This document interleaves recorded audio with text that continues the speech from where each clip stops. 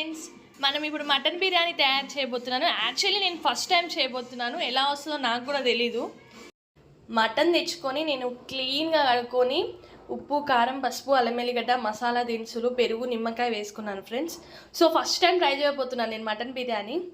చాలా బాగా అవ్వాలని కోరుకుంటున్నాను, నెక్స్ట్ టైం ట్రై చేసేలా అవ్వాలని. సో ఫ్రెండ్స్, ముందుగానే కలిపి పెట్టుకున్న మటన్ని కుక్కర్లోకి తీసుకొని కొద్దిగంతా 70% ఉడకబెట్టుకోవాలి ఫ్రెండ్స్. ఎందుకంటే డైరెక్ట్గా బిర్యానీ వేసుకుంటే మటన్ తొందరగా ఉడకదు చికెన్ లాగా, కాబట్టి నేను ఉడకబెట్టుకుంటున్నాను. సో ఫ్రెండ్స్, రైస్ని విడిగా 70% ఉడకబెట్టుకోవాలి. సో గాయ్స్, ఫ్రైడ్ ఆనియన్స్ అవన్నీ వేసాను నేను. కింద మటన్ వేసుకొని మీదికెంచి ఇగో ఇలా పాలలో ఫుడ్ కలర్ వేసి పోసేసుకుంటున్నాను.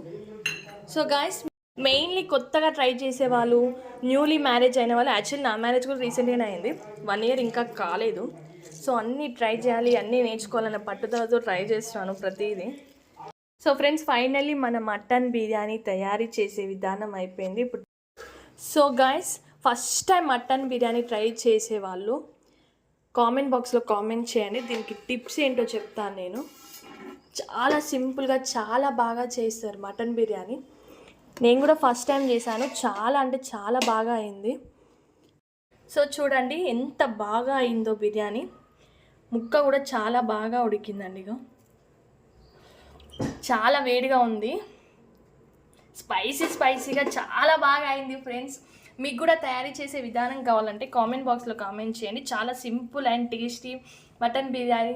సో చూసారు కదా ఫ్రెండ్స్, ఎంత బాగా అయింది. As it is hotel style అయింది.